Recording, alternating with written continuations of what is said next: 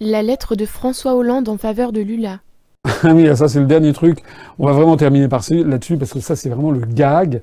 C'est le gag inouï. C'est que François Hollande, je ne sais pas si vous vous rappelez qui c'est un type qui se faisait teindre les cheveux et qui était arrivé à la présidence de la République. On se demande encore comment. Lui aussi d'ailleurs, qui était tout à fait incapable pour cette fonction, qui n'en avait même pas. Enfin, il n'avait rien. Il n'avait rien pour lui. Bon. Donc il a été chassé comme un malpropre, comme vous le savez, par les Français. Bien, il n'a pas compris. Il pense qu'il y a des Français qui en pincent pour lui et qui rêvent de le voir succéder à Macron. Donc il s'agite, et alors parmi son agitation, il a décidé de co-signer une lettre avec d'autres gloires fanées de la social-démocratie européenne. Monsieur Romano Prodi, qui était un Italien, enfin qui est toujours vivant, mais qui a été à la tête de la Commission européenne.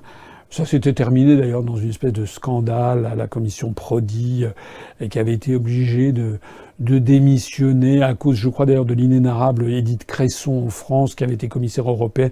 Enfin, il y avait des... Je vous renvoie à toute cette affaire, ça a été assez sordide.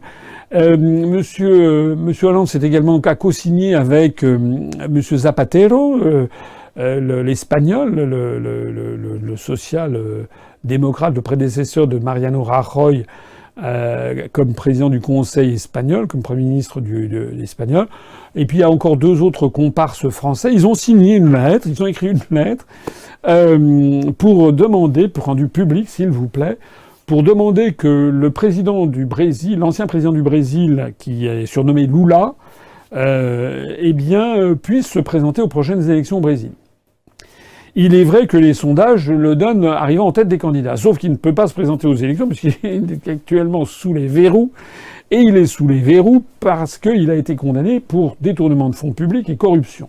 Et pas une fois, s'il vous plaît, il a été condamné à 2 reprises en appel, ou je sais plus où, même en cassation, enfin je sais plus où on en est exactement.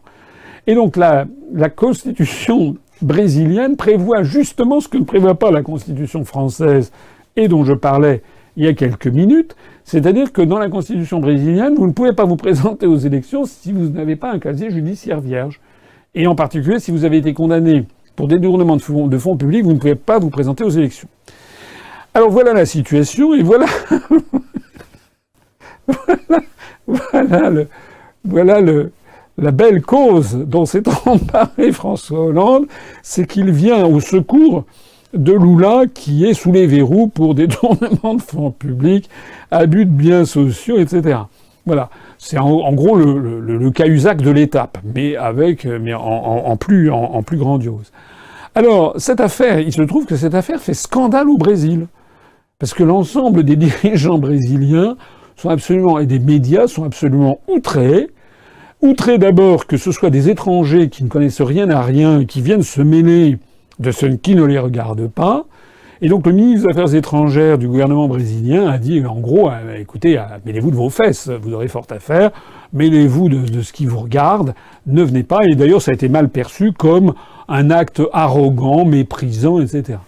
Décidément, les dirigeants français, de façon générale, aiment bien donner des leçons de morale à la planète entière. C'est incroyable de voir à quel point on a des dirigeants qui sont là, qui prennent la posture, comme ça, du détenteur de la morale publique, des droits de l'homme. Donc ils viennent, on a vu en Chine, là, il y a deux, trois ambassadeurs, dont l'ambassadeur de France, qui sont allés voir la veuve d'un dissident chinois qui avait été prix Nobel de la paix, qui faisait des écrits absolument incroyables sur son propre pays en disant qu'il aurait voulu que la Chine soit battue par les États-Unis, qu'il fallait que la Chine subisse, je sais plus, 1 siècle ou 2 siècles de direction américaine avant de se rétablir. Enfin, voilà, nous, on va voir, notre ambassadeur va se pavaner pour aller voir la veuve en question. C'est incroyable. Imaginons l'inverse.